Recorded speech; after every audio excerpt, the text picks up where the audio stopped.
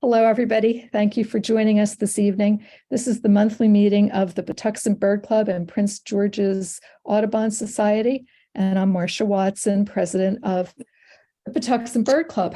Our guest speaker tonight is David Moulton, who has been birding since he was a boy growing up in Massachusetts, where he accompanied his dad on birding ventures. He moved to Washington, D.C. to attend law school and to pursue a professional career working on energy, environment, and climate policy in the U.S. House of Representatives. Now retired, David devotes much of his time to saving habitat for birds. In 2020, he initiated the project we're going to hear about tonight. It's a nonprofit demonstration project in St. Mary's County called Saving Southern Maryland's Grassland Birds. This project aims to educate landowners and farmers about bird-friendly hay mowing techniques that can lessen the mortality of grassland birds during the breeding season. David is also the field trip coordinator for the Southern Maryland Audubon Society. He is a current board member of the Patuxent Tidewater Land Trust, and he's a former member of the administrative board of the Cornell Lab of Ornithology. After 6 decades worth of hours in the field, he can finally claim a new life list bird topping 700 species. I guess that's for the ABA area. That's correct. With Montezuma Quail, a nemesis bird for yours truly. I still haven't had that one myself. That's a tough one to get. So without further ado, I'm going to turn it over to David. You're free to share your screen now, Dave. Yeah, very good. Thank you, Marcia. And thank you, everyone, for showing an interest here in the plight of grassland birds. I'm going to share my screen here and start a PowerPoint, which everything works properly. We'll start at the start. This talk tonight is about this little project that we have going in St. Mary's County, a small part of the problem that grassland, a small search for the solutions to the problem of grassland birds, but also it's helped to identify a particular policy issue, which I'll talk to you about in a bit. First of all, you might be interested in how we got going in this project. 10 years ago, my wife and I bought a home in St. Mary's County in Hollywood. It's adjacent to 80 acres of hayfields. And those hayfields on private land had been managed by four absentee owners by a local hay farmer. So every May, that grass, which was Timothy grass and orchard grass, would grow up fast and high. And then late in the month, right around Memorial Day, the spring mowing would commence. You know, workers would appear with all the heavy equipment that it takes to mow, bale, and truck away hay, and the grass would be cut down to within a few inches of the ground. And that's the way it would stay primarily for another month or two. It would start to grow again, but never quite as fast as it did in the spring. I was aware that these fields were being used by a sizable flock of eastern meadowlarks to breed, and I was also aware that there are grasshopper sparrows using it. I was aware of that because after one of these mowings, I noticed a grasshopper sparrow on the top of a stalk, kind of stalk that somehow escaped the balers, and he was singing his heart out. But it was pretty clear that his nest had just been baled up and his nesting efforts destroyed. I hadn't really thought about the probability of the catastrophic destruction of nests in these fields until that moment. So that was kind of a spark bird for me, in the sense that it got me thinking more about grassland birds than I had before. David, after that forlorn little. So I was talking about my little spark bird here that got this project going, because it was looking pretty forlorn out there in the hayfield. And as we all know, and it got me a lot more interested in grassland birds. And then we had the 3 billion bird report hit, and that helped spur me a little bit more to see what was happening with grassland birds and whether there was anything we could do about it down in St. Mary's County, where we have a lot of meadowlarks and grasshopper sparrows and a lot of hayfields as well. This, of course, is a bar graph from that same 3 billion birds lost report, and larks here are the stand-in for grassland birds. So this assemblage of birds, grassland birds, is really taking it on the chin, as are a lot of other species, but particularly grassland birds.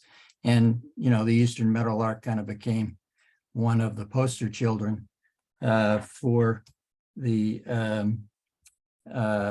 for that 3 billion birds lost report.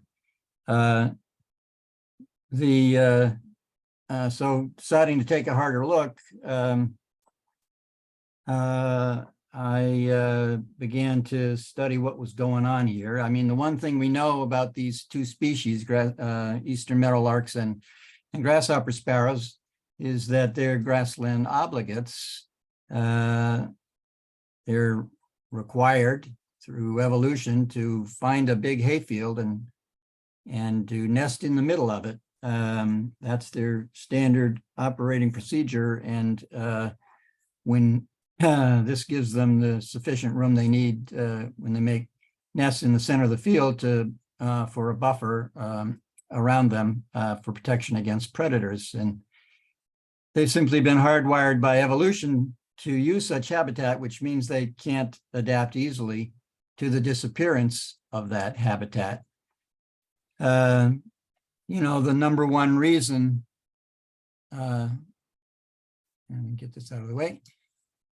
Number one reason for the decline in this species is the loss of large hayfields, particularly in the east, where landowners of such property are under constant pressure to convert property to cash crops, row crops like soybeans or corn, or to sell off the land to a housing mall, a housing developer or a mall developer.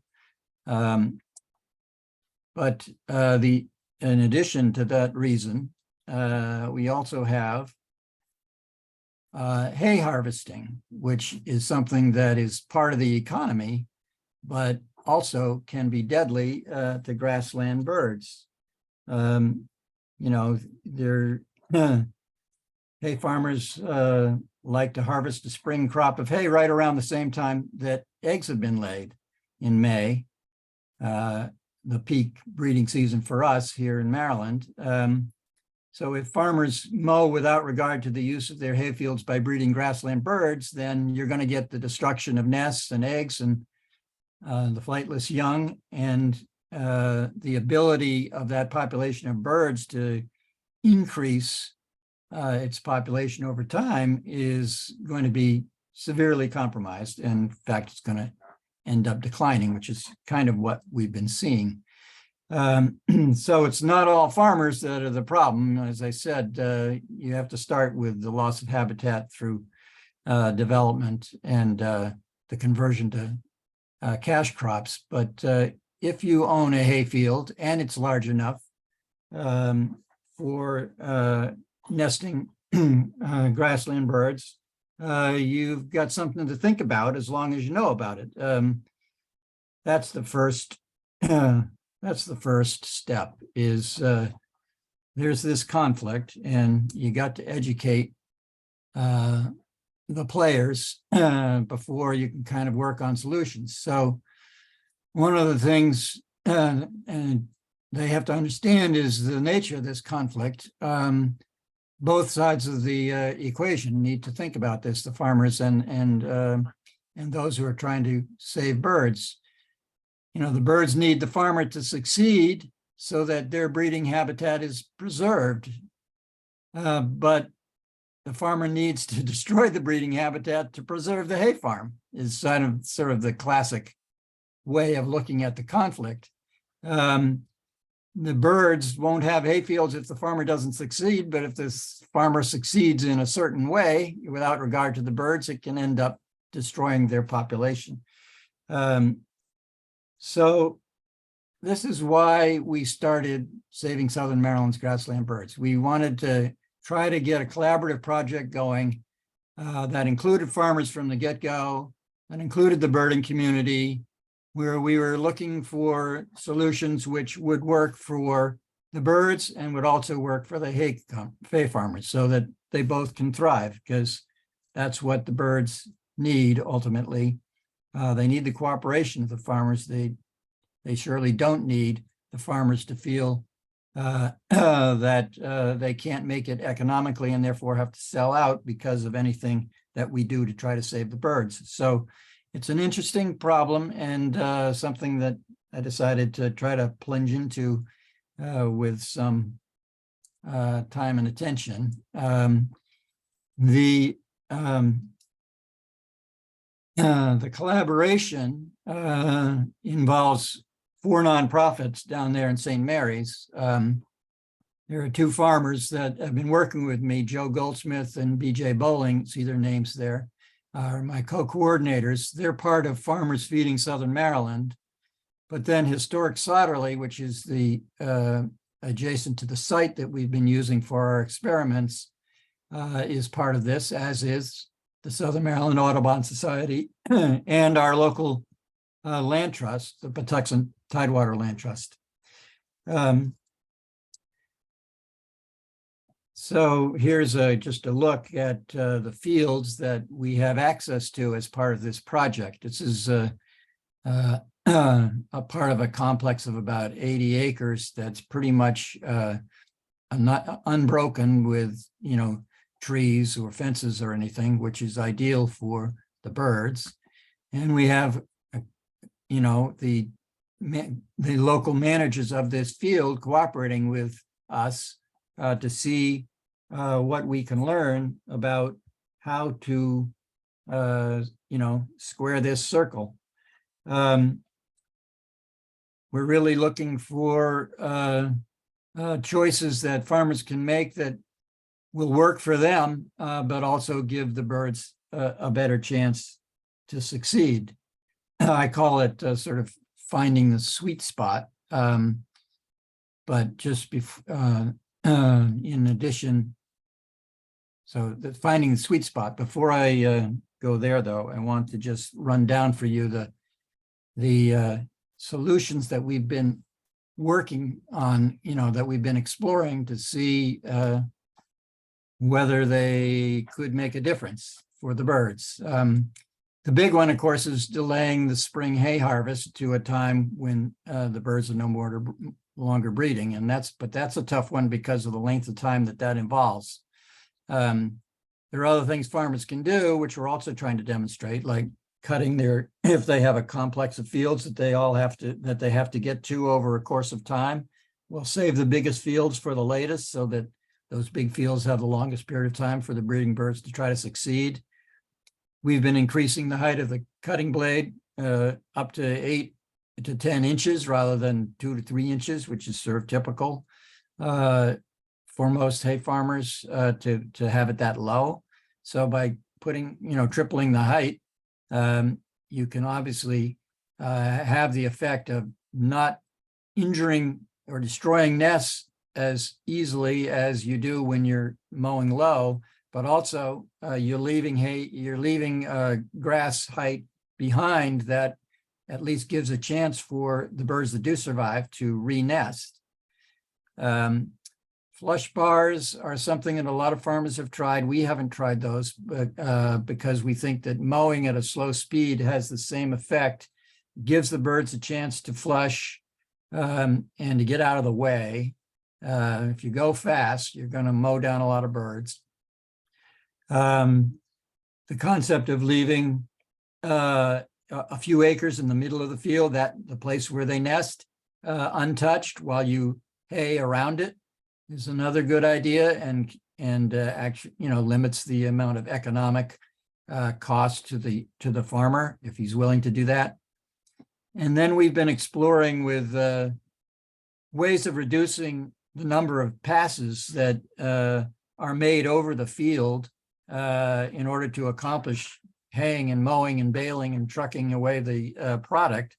In particular, we're exploring the notion of cutting high, then being able to, by doing so, have the hay sit on top of the stubble at a height that allows it to dry, and then you can bale it without having to do what's called tethering or raking it into rows.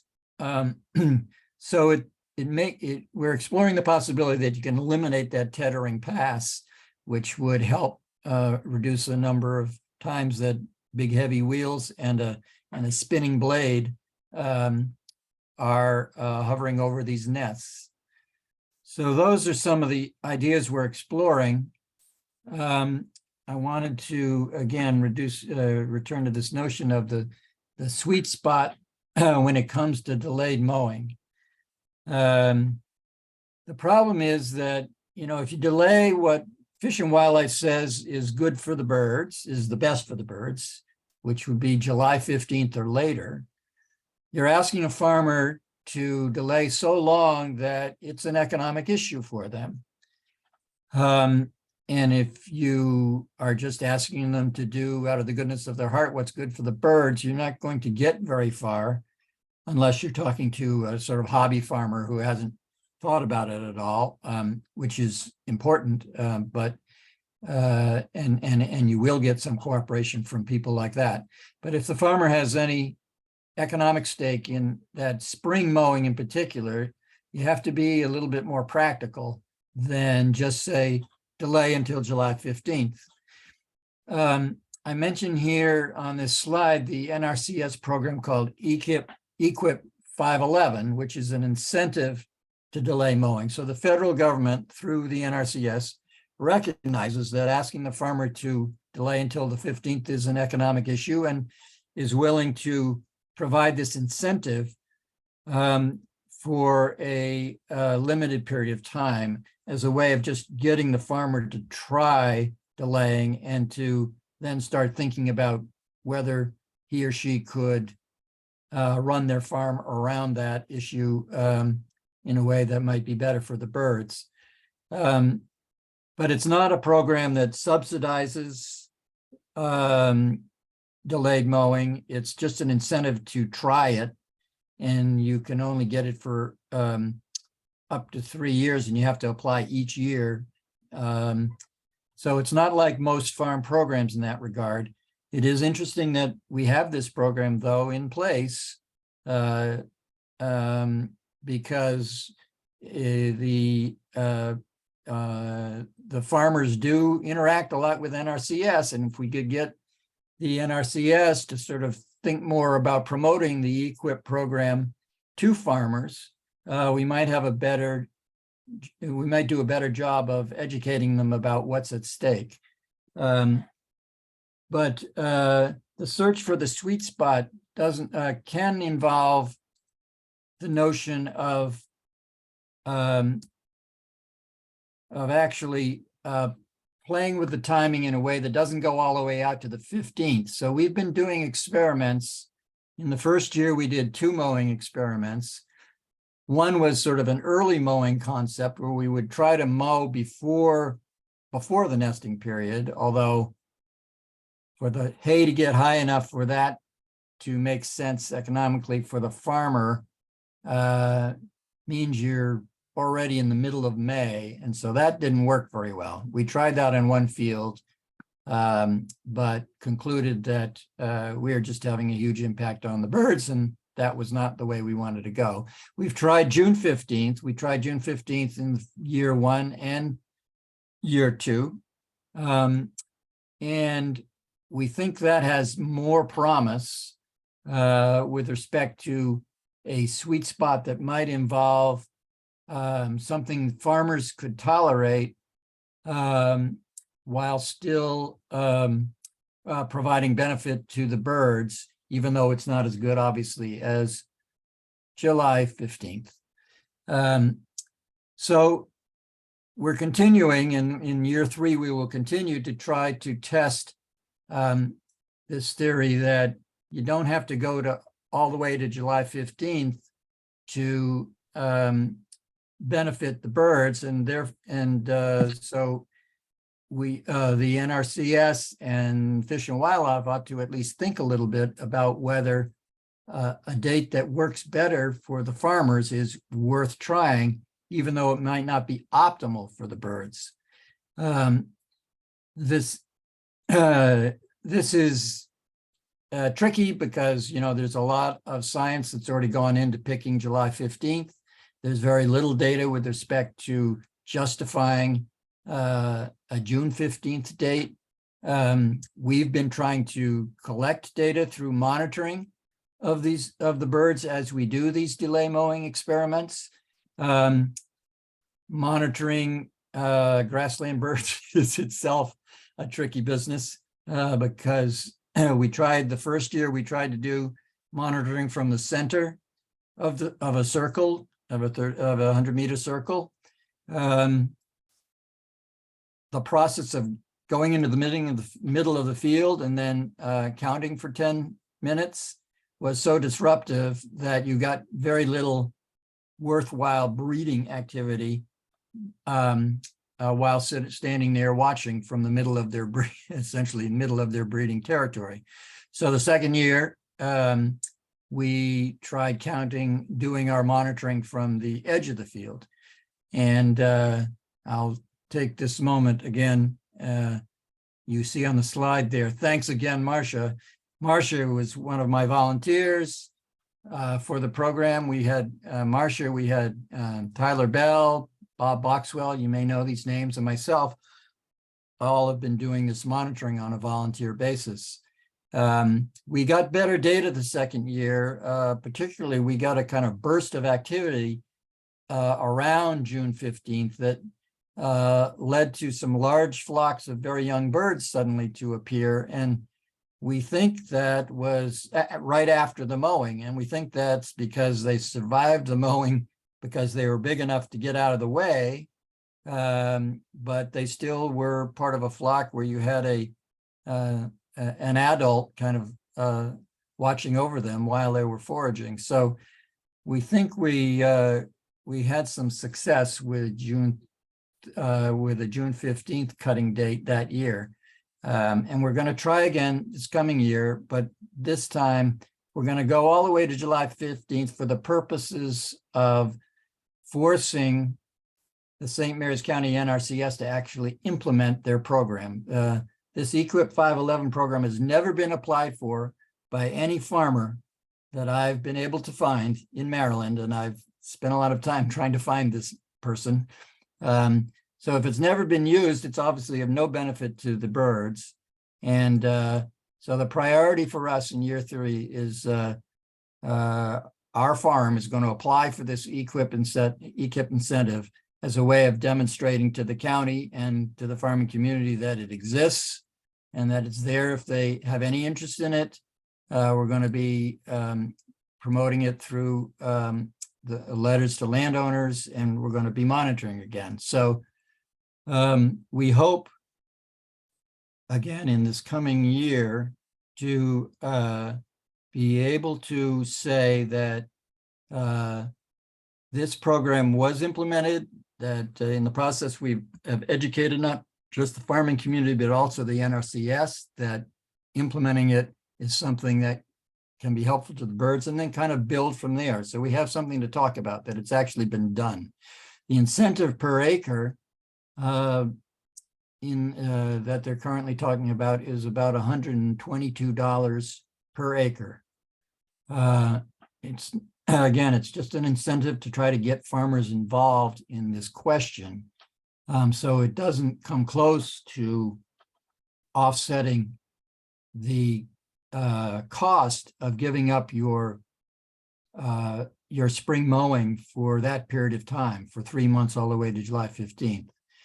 But it's better than nothing if you've got some farmer interested in trying to explore this, that incentive is there and is worth trying and worth applying for, we hope. At least we hope to find some farmers besides ourselves willing to try to implement that incentive program in 2023.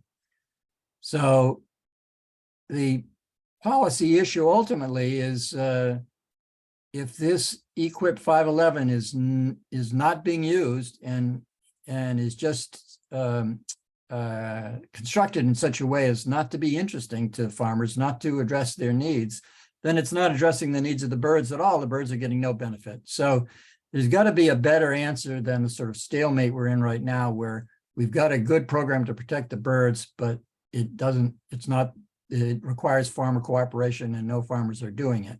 So that's sort of the conundrum that we're trying to address by actually applying for it, trying it out, being able to argue, being able to know a little bit more about whether the problem is lack of farmer education, or maybe it's the program just isn't designed properly and it needs to have an earlier date for the delay mowing limit. And the incentive needs to be a lot higher, something that approaches actually subsidizing them to protect the birds, because that's what they're doing.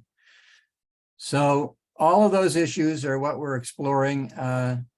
We have, in a minute, I wanted to just take you very quickly, if I can, to our website, birdfriendlyfarming.org, because you may have questions tonight that I don't answer or that I have answered here. I just want people to be aware that we have this website, has lots of information in it.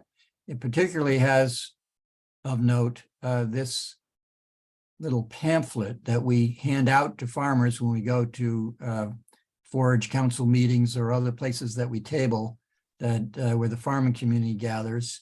So this is just a neat little pamphlet that we hand out and encourages people to get in touch with us. There's a lot of good information in that. And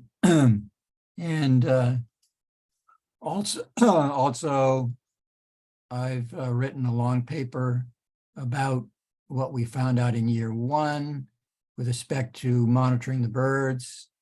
That paper is on this website. And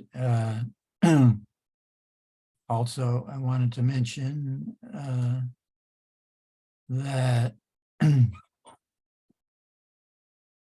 all of those involved in all this volunteer effort are mentioned here on the website, including our nonprofits, our working group. There's Marcia's name at the bottom, but a lot of good people have been working on this for now 2 years or more, and we're going to keep at it for a while longer to try to see whether we can't make more inroads into the farming community and to get more ideas about things they can do to help grassland birds succeed in their breeding process, while also making sure the farmers don't go broke. So with that, I will stop. Well, let's see, do I stop my share? I guess I need to stop my share.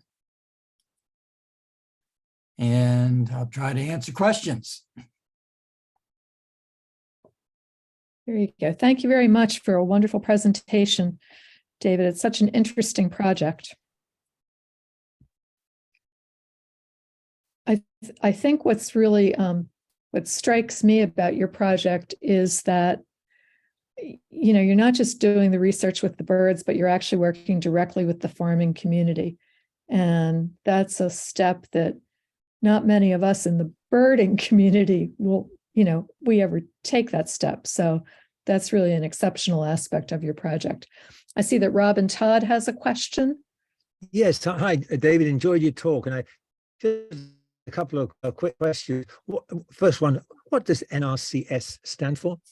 The Natural Resource Conservation Program. It's a USDA program. Okay. Every county has an NRCS office in their USDA office. So, and they have a myriad of programs they have to operate. Equip 511 is, well, you can see from the number 511. They just got lots of different things that farmers come in and apply for. Yeah. But farmers don't know much about this one, or it doesn't really fit them yet. And I want to work with the NRCS to try to make that program fit them so that we can take advantage of the money that could be spent protecting birds that's just sitting there and unused. That sort of leads into my second question, which is if a farmer gets $100 per acre of hayfield that he, farms in a bird-friendly way, how much would he make if he just, farmed for maximum profit? Birds be damned sort of thing. Yeah, it depends on their market, but they get more money for horses. If their market is horses than cattle and so forth. But and every farm is different. But I've heard numbers somewhere between 500 and 800 per acre. Got it. So yeah, it's pretty low. Yeah, right. Incentive. Great, thank you. Next question is from Michelle Cavagelli. Thanks, David. That was a great talk. I'm a fellow Massachusetts birder who moved to the DC area for a job in my case. So I'm from Lexington. Where are you from? Concord. Oh, right next door. I grew up, this is not my question. I have an actual question about your talk, but I grew up going to Great Meadows National Wildlife Refuge with walks led by Peter Alden, if that name means anything. Yeah. Oh yeah, he's famous in Concord. Okay. Anyway, I work for USDA at a Beltsville Ag Research Center, and we have both these species here, and so I'm also interested in figuring out ways to maintain them. We have some areas that are not mowed that are kind of waste areas, and the meadowlarks especially nest there. So I'm kind of wondering, I've kind of two questions. One is, are there any of those types of areas where either of these species nest in your part of Maryland? And the other question is there any decent data on the population trends in Southern Maryland of those two species? Well, you can look at the breeding bird atlases that we've done in Maryland and Southern Maryland, and the trend is awful. It basically mirrors these national numbers too, but and were you asking me about particular species or about meadowlarks on less than optimal hayfields? Is that what you meant? First part of your question? Either of the two, either meadowlarks or grasshopper sparrows, I guess. Yeah. Well, they like grass. There's lots of grassland species, Dick Sissel, Bob White, other species that are more interested in something a lot more scrubby.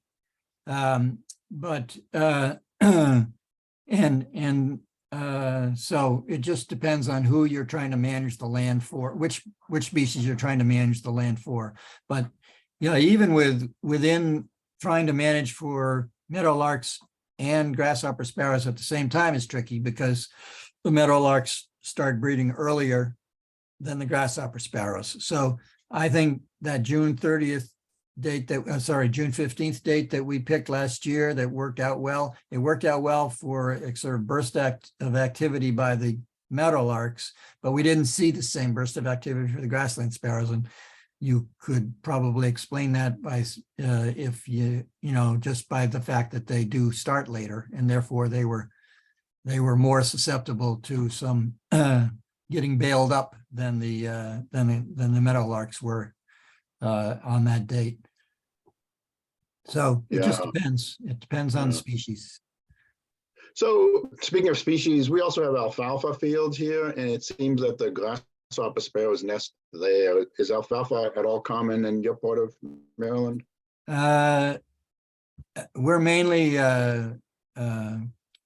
sort of a cattle market, cattle food market. Virginia is more into alfalfa for the horses. So you don't see that much of it. We have a big Amish community in St. Mary's, and sometimes you see they're into alfalfa, but I don't see that much of it elsewhere. One thing to keep in mind, you work, with Beltsville and so forth. The problem, of course, is, so much of the land that the birds depend on is private, not public. 95% or something in the over 92% of land in Maryland is private. We don't have big swaths of public land the way they have out west, where you can start to think of creating big refuges based on public policy, on public land protection. So we have to rely more on protection that comes through land trust easements or donations and so forth. And that's one reason I undertook this project, is I knew we had to sort of deal with the fact that we're talking about private landowners often are the hosts of these breeding birds. And so you can't just rely on the sophisticated conservation knowledge of some public land manager. You're talking about farmers, and I know this that I often haven't thought about it. When I sent a letter out last year to every large hay farmer in St. Mary's, several of them got back to me and said, I hadn't really thought about this. Could you come look at my farm? And so that's what I've been doing.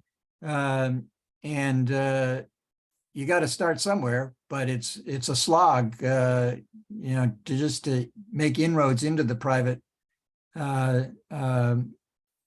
land community. But it's not all that different in that regard than trying to save the land through land trusts or other mechanisms that we engage in to try to bring the private community along to do good conservation work. Yeah, well, I second Marcia's comment, giving you a lot of kudos for doing that, because often, farmers are put up as the enemy without understanding what the farm community is all about. And it sounds like you've done a lot of good work trying to figure that out. So thank you. Yeah. Shalom, you've had your hand up for a while. Do you have a question? You're on mute, so you want to unmute. Yeah, just a short question. You sort of touched on it earlier.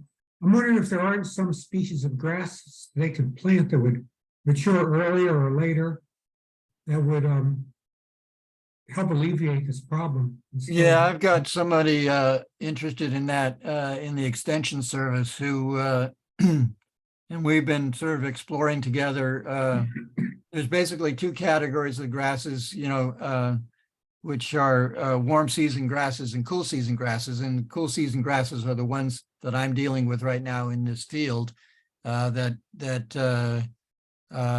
ripen fairly quickly in the spring.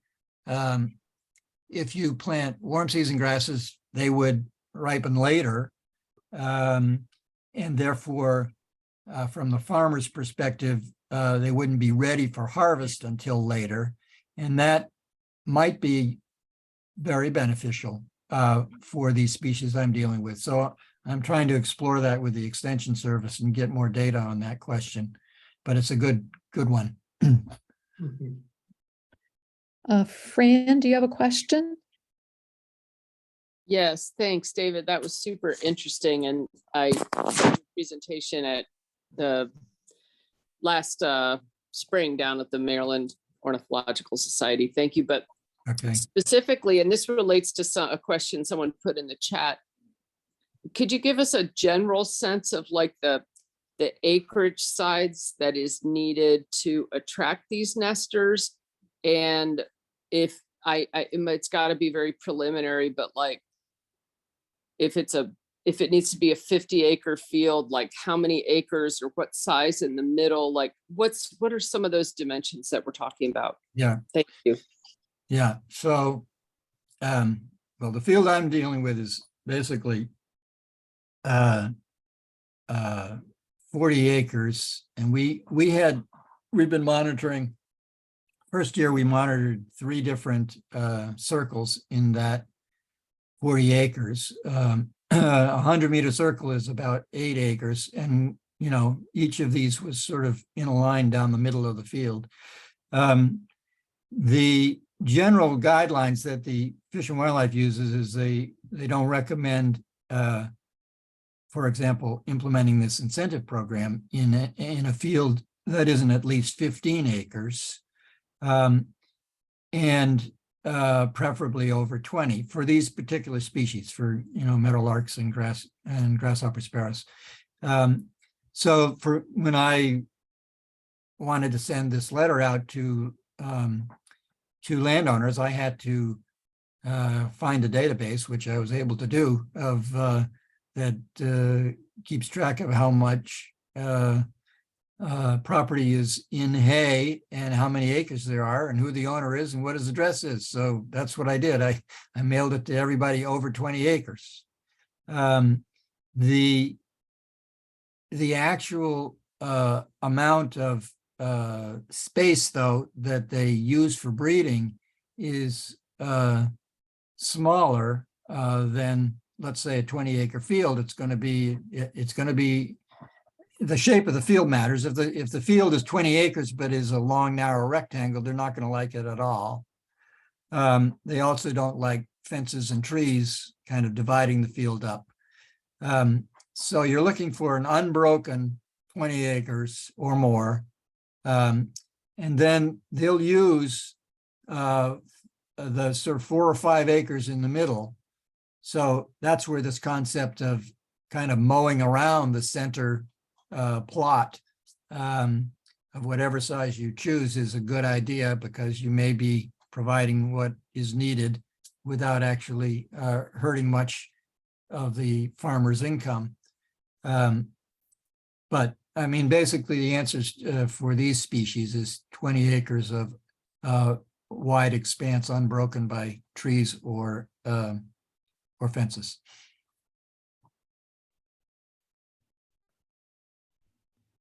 Okay, Julie, did you have a question?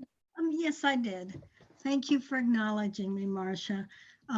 My question is that I had spoken to a farmer that worked in Charlotte Hall, Maryland. He farmed down there a couple decades ago, and he now teaches geometry. But he is experienced with those sorts of problems you're bringing up, and he suggested that as a farmer, he used to have to leave space between the edges of his property, especially if it was a woodland, and the arable portions of the property to prevent weed encroachment, among other things. And he had come up with the idea that perhaps you could extend the perimeter, of encroachment prevention, maybe to 15 feet out, rather than have the middle of the field where the land is most arable. And I was just wondering if you'd explored that possibility. Well, again, that would be, I think, managing for different species, because we're dealing with almost the inverse of that, where the birds need the middle. They don't need the edges. But there are a lot of grassland species that are benefited by edges such as you described. That's the whole strategy, I think, that people who are involved with Bob White try to implement. So it just depends on the species. Oh, okay. He may have been thinking about Bob White, and that would be a good solution for Bob White. But it doesn't work for birds like these particular grassland species that I'm dealing with. Okay, well, thank you for your answer, sir. I appreciate it. And I think Robin has another question. Robin, you're muted. Robin. Sorry, here we go. Sorry. Yeah. You mentioned that the problem is that the mowing is at the time when the birds are nesting or their eggs or maybe young chicks.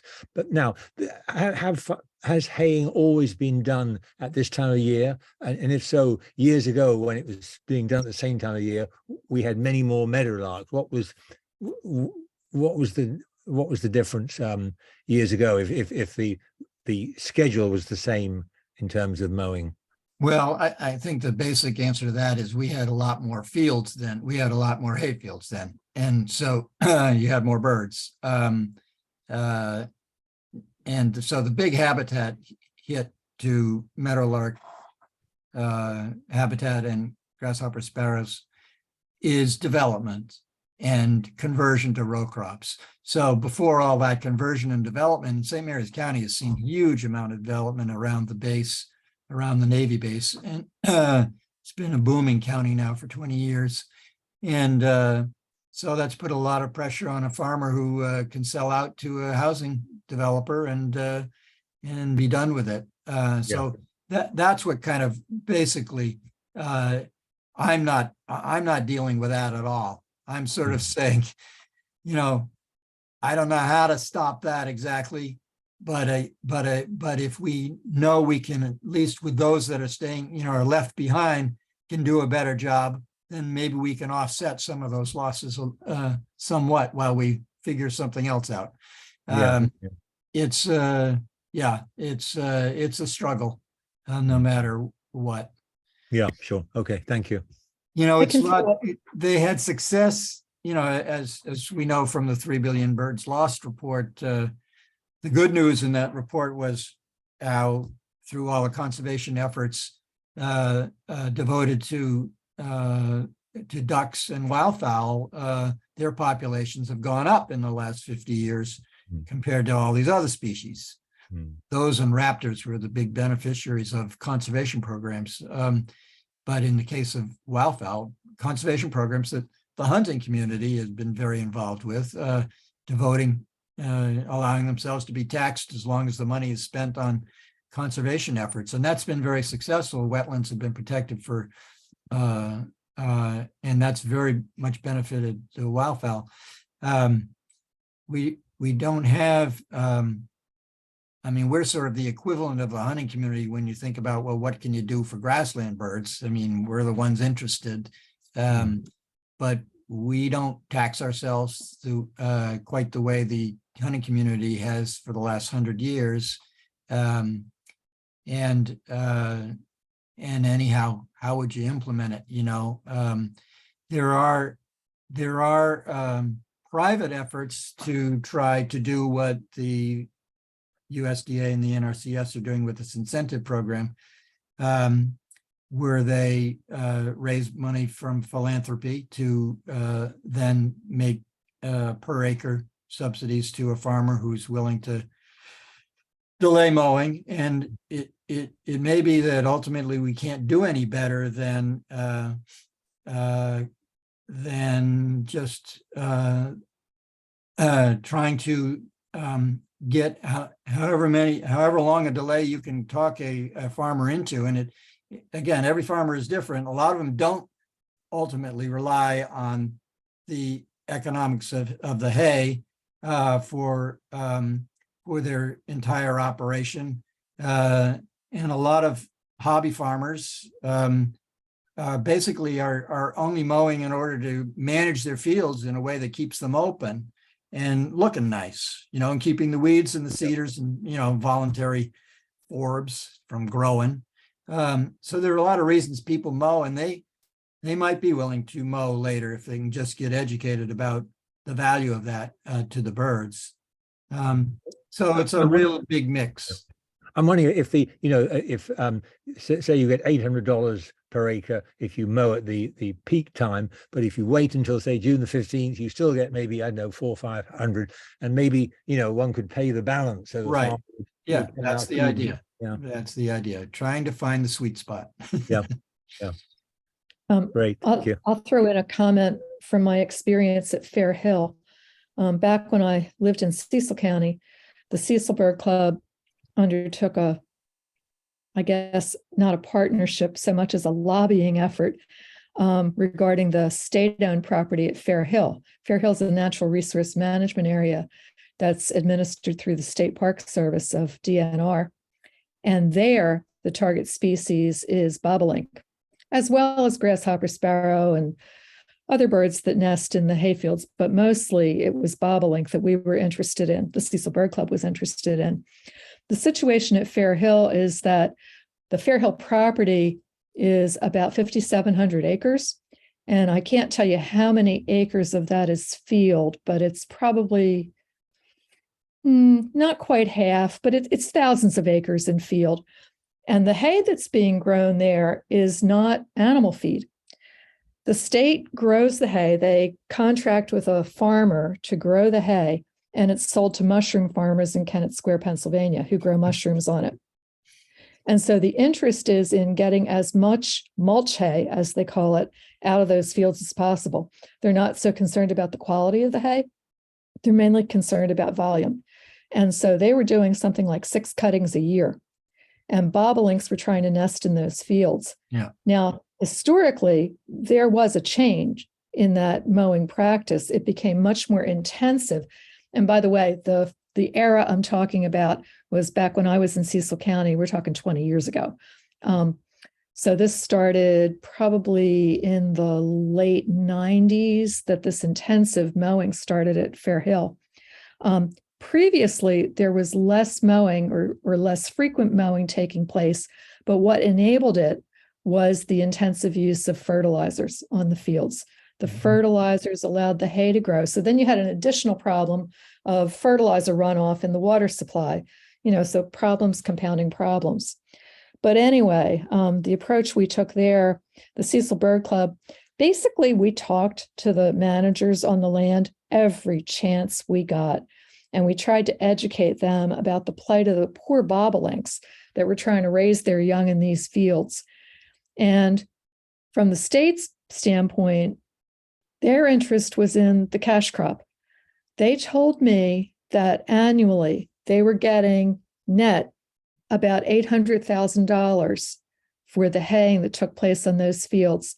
And apart from hunting licenses and fishing licenses, it was the single largest source of income for the State Park Service. So they had a vested interest in the money.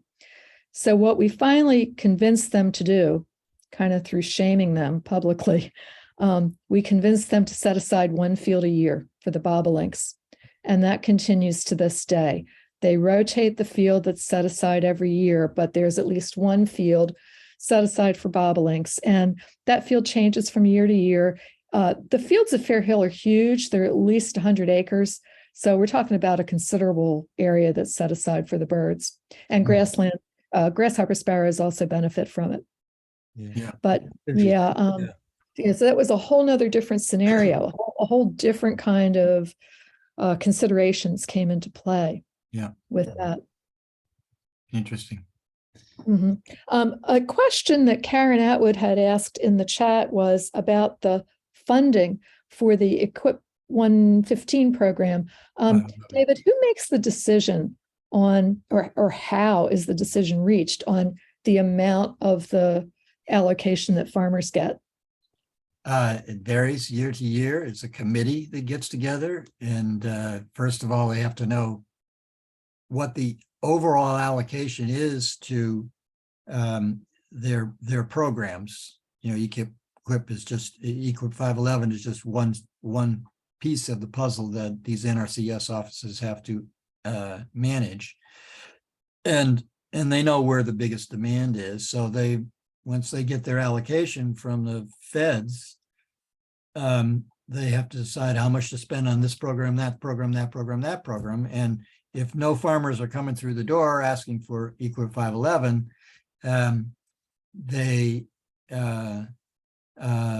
well, you're asking, I'm mixing up. You've got the rate, and then the question is, what do they decide to spend the money on? The rate is also decided by this committee, and if you dig hard enough, you can find out who these people are. But what criteria they use to pick $122 per acre versus $80 per acre versus $200 per acre, I'm not sure. But again, right now I'm struggling with the fact that no one's asking for it at all. So I think if we could get them to implement this program in a few places, so that one farmer could talk to another farmer about it, we might be able to start to make inroads that we haven't been able to make so far elsewhere. I mean, the fact there have been no takers, David, couldn't that be used as a wedge to say, look, guys, you need to up the ante a little bit. Nobody's taking it. It's obviously not attractive. Yeah, that's what's the point of having problem it? there. Yeah, I agree. But the problem there is that the program is run by the USDA and their constituency is the farmers. So we've got a bird protection program run by the farm agency. And so their priority is what the farmers are interested in and what the farmers need. So this is a bit of an odd duck to be in their bailiwick to begin with, but it's better than nothing is what I'm saying. And the farm bill is a huge, many billions of dollars get spent through these farm programs. And I would love to turn Southern Maryland into a little experiment with how this program might change if instead of just a little incentive that is only intended to try to get a farmer to try it once or twice, but instead turn it into something more like a farm program so that we could then say to farmers, you don't have to apply once a year, every year. You can apply for a 5-year contract and just make it, again, something more like what they're used to. They don't want to have to go back to the federal government every year to begin with. So there are just some reforms that we could make that might be something that I'm talking to ABC about trying to accomplish this in the farm bill to see whether there's something we could tuck in there to make it work better. So we're working at the edges, but we don't have it. There's a very good version of this program that I'm doing in Southern Maryland up in Maine. Again, they're doing with bobolinks, but it's run out of the NRCS office up there because one of the key employees in the NRCS office, while she's going around talking to the farmers about everything else they're interested in, she's a birder, and she says, I've been able to raise this money that I can spend this way on compensating you if you'll try delaying your mowing. And so that's ideal where you've got someone, the proselytizer is somebody they already trust and is from their community. Yeah. So there are models that you can draw on. There's another outfit in Canada that's trying to use the markets by trying to get a market going where people are willing to pay a premium for bird-friendly hay that's been baled in a way that is considered bird-friendly. They have to figure what that is up there, but then the theory is that they can charge a premium because it gets certified, So people are trying different things to affect these private landowners. Yeah. And is the paperwork burdensome for a farmer to apply for Equip 115? Any idea how much of a hassle? Again, I'll know more in 6 months because then we'll have gone through it. Okay. I don't think they're pretty loosey-goosey about it with me down there right now in St. Mary's. They don't seem to be, they're not coming out. They do come out and ask for a management plan, but they just want to know how, are you complying with the July 15th date? And how many acres are you applying for? I thought at that point they would say, they would want to know whether you were asking for a per acre amount for areas of the farm that the birds weren't using, but they don't even seem to care that much about that. They just want to know that you're not going to mow till July 15th. And they're not spending a lot of time trying to figure out where the birds are nesting. Any idea if they'll be monitored? If if a farmer did do this, would somebody come and check on him? Look at the calendar and say, well, it's June the 15th. He's Yeah, already. I think that's the only thing they would do. I think they Yeah. would they would want some certification that you did not mow until, Yeah. after July 15th and Yeah. take it from there. I guess these days they could send a drone up, couldn't they, and check it out? Yeah, they Get out could. their Yes, they office. could. Sue Riccardi put a comment into the chat. She said, this seems like it needs kind of a public awareness and public relations kind of approach. And she says, maybe we need to show pictures of bedraggled little baby bird bodies tangled up in hay bales. Dramatic, sure, but in short, this is an unseen, unrecognized problem. People might care more, the public, she means, people might care more if they knew more, and more attention to the problem might help guide financial allocations from the federal top on down. And, I think she's right. It's kind of the squeaky wheel thing. We need to be a squeaky wheel that's speaking for the birds in this, and everybody being more aware might help to lobby for a better funding approach. Are there any attractive- photographs? I mean, Marsha, I wonder, or David, are there any photographs of, nests that have, a tractor marks gone right through them, or, birds that have been spattered, as Sue said, something sort of graphic and. Yeah, they exist. I don't have any myself, but you can find them on the web. Because there are grassland advocates who have definitely used that approach. Sure. We right now we don't have the resources to mount much of a public education campaign beyond what we're trying to do in St. Mary's itself, but that's another issue. No, I think this kind of thing, that kind of campaign that Sue was mentioning, would best be undertaken by a big national organization like ABC. Yeah. Well, on a ABC par is with- ABC is definitely doing a lot of good work on grassland birds Mhm. right now. Mhm. They haven't focused on the east very much. They haven't focused on this particular issue. EQIP 511, for example, delayed mowing is not something they focused on, but I'm trying to get them to focus on it. So yes, I recognize how valuable it would be to have ABC on our side. And so I'm working on that. And I haven't approached Audubon yet, but I might do that too. The farm bill is definitely. coming up. The farm bill is coming up, I think, next year or the year after. So it's coming at us right now. So it's the right place to talk about it. We definitely need the big guns on this.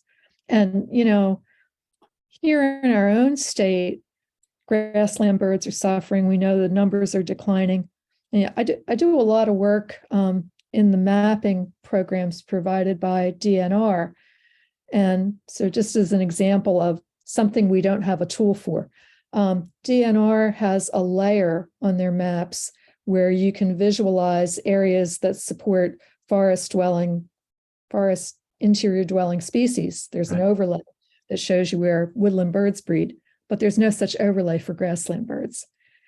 And in the algorithms that DNR provides for calculating ecological value of different habitat types, fields come out on the bottom end because they're assuming that they're crop fields and that they have very little ecological value. So, we don't have the tools here in our state, at least, to help us voice our problem appropriately. We can't pull out the data easily. Well, I think it's pretty easy to identify the fields that are most likely to be used by meadowlarks and grasshopper sparrows, because I had to do that in order to send my letters. So that database exists. I don't know that it's used as an overlay by DNR.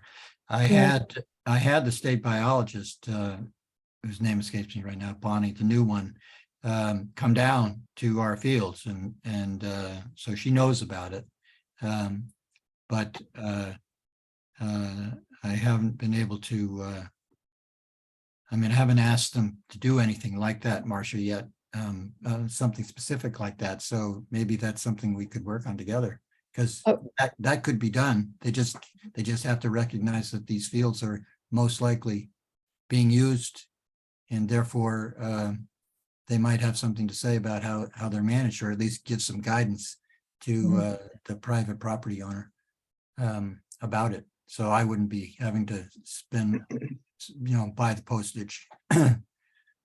It could be done pretty quickly by the state. Robin, that might be something we could use Conservation Committee help on. Robin's the chair of the MOS Conservation Committee. So maybe we could do some outreach to DNR to try to get some better tools for management of the data. Yeah. It's one of those things, you don't know what you have if you can't Yeah. see it and visualize it and pull data on it. And in that regard, Karen Atwood put a question in the chat regarding grassland game species. Do we have any? Theoretically, I would say bobwhite and pheasant in Maryland. Those are, game birds that are hunted, but there's so few around that. Yeah, I mean, there huge amounts of money and time and effort have gone into trying to save the bobwhite. And when I first started to come down to Southern Maryland in the late, in the 1980s, there were still a lot of bobwhite around. They're not there now. And every time you get a report of one, on eBird, it's almost always an escaped bird, a bird that's been released recently for hunting purposes and just hasn't died yet. So they're having all kinds of problems just solving the habitat. What's the right habitat to save now that works? They have more luck on the Eastern Shore than they do in Southern Maryland, but Yeah, and I've talked to Bob Long. He's DNR's guy for game bird management. He's the bobwhite guy and the turkey guy. Oh, turkey's the other game species, although I don't know if you call it a grassland species. They kind of edge species, forest and I talked field, to a but, farmer that had one that has had them nesting in the middle of his field. uh-huh. I said, turkeys? Really? Turkeys? Yeah, that's odd. But anyway, what was I going to say? Oh, Karen, I think the answer is there's not enough bobwhite and pheasant left, or almost no pheasant, to really use the hunting community as a lever on this issue. On the east, I was saying Bob Long has told me that DNR is putting all of their eggs in the Eastern Shore basket for bobwhite management. They just won't undertake anything trying to restore bobwhite on the Western Shore because they feel it's going nowhere. So Eastern Shore is doing all an their awful work. lot of effort has already gone into it, and it hasn't worked. So I think they're having a little bit more success than They are primarily through the work of Dan Small and Doug Gill down at Chino, what used to be Chino Farms. Right. Yep. Well, we have taken much of your evening tonight, David. So thank you very much for coming and talking with us and stimulating a lively discussion here. I think we've all learned a lot from your presentation. Personally, I have certainly enjoyed spending early mornings standing in the field at Sotterley, counting meadowlarks and grasshopper sparrows. It's been lovely going down there. I'm kicking myself that I didn't include in the slide, Marcia, the photo of your little stool that you had to stand on in order to get high enough to see the flags out there in the field when we're doing our counts above the grass. So it's very funny. Right. Yeah, I have a little setup that I haul out into the field with me. It consists of a stool to stand on, another stool to sit on, my spotting scope, my clipboard, my hat, my water bottle. Yeah. But yeah, I need that stool for height incentive so I can see over the grasses because they get quite tall in between the mowing. Yes, they do. Well, thank you very much. Thank you very much, David. We really appreciate learning from you tonight. Yeah, great talk. Michelle has one more word. If you don't mind, I really appreciate this talk again, because I think Beltsville Ag Research Center is a pretty good place for these species. I think we could be managing them better, obviously, but we don't have a budget for that. I just wanted to add one point that was raised when you guys were talking about how grasslands are not very well appreciated as habitats for birds by Maryland DNR. And I had an experience with Audubon which runs the IBA program. And I asked Dave Curson if Boyk has a chance of being listed as an important bird area, and he kind of discounted it because it's an agricultural area. And our neighbor Patuxent is an IBA, and I'm sure we have a lot more of these grassland species than they do. So I was kind of interested in that. I'm starting to explore that concept, but anyway, I'm just throwing that out as an aside because this is a group that would be into those topics. Okay. So I appreciate the opportunity. So again, thanks everybody for joining us tonight.